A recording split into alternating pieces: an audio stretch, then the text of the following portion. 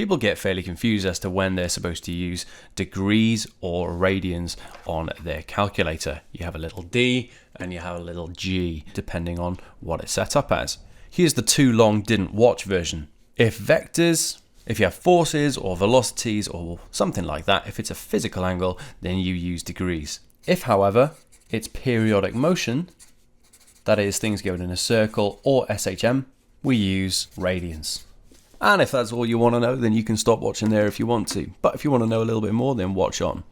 So if you want to set up your calculator, usually you press Shift and Mode, that gets you to setup. And we have three options here. We have 3 for Deg, that's degrees, 4 for Rad, that's radians, and 5 for gradians. Now, there are 360 degrees in a circle, there are 2 pi radians in a circle, and there are 400 gradians in a circle. And they're just different ways of splitting a circle or one whole something into different bits. 360 was chosen because that's a number that's easily divisible. It has lots of factors.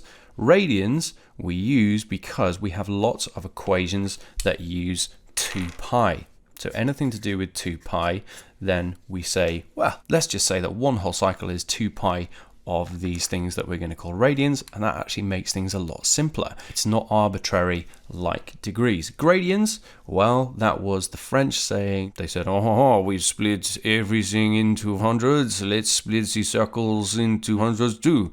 But it didn't really take off because it didn't really serve any purpose. Just a reminder about what sine and cos do though.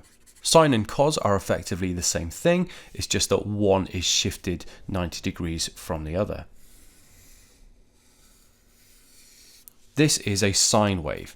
If it was a cosine wave, I would have started at a maximum here. All it is a special function, that means it's just a bit of maths as it were, that tells us all they are a fraction between 0 and 1, okay, minus 1 and 1. So if you imagine something going in a circle, if we're looking at it like this, we can see it go around in a circle. But if we then look side on, we will just see this thing go back and forth. It's going to go right to left, to right, to left, to right, to left. So basically, those maximums of +1 and -1, they just show you how far along this linear version of a circle we have gone. And that serves all sorts of purposes when it comes to SHM and circular motion. Crops up as well in things like magnetic fields when you have a generator. For instance, we can describe the EMF produced by a generator by doing the maximum EMF, and that's going to be that top there. It's just all about how much of that maximum do we have times this fraction of sine omega t, but I tell you what, let's do 2 pi ft. So of course we have pi's in here. We're talking about periodic motion, so we're going to have our calculator in radians mode, not in degree mode.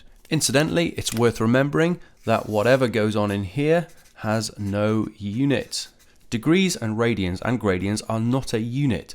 They are just a fraction, as it were. It's like 1% or 2%. Percent is not a unit. It just tells you what proportion of a whole you have. Same thing with radians and degrees. But whenever you have sine or cos of anything, whether it be degrees or radians, if you have anything else in there, they must ultimately have no unit. So let's have a look. We have time, seconds, and then we have frequency. That's seconds to the -1. So therefore they cancel each other out and we have no unit. That makes sense. So if you're ever stuck remembering what goes in these brackets, remember that they can't have a unit.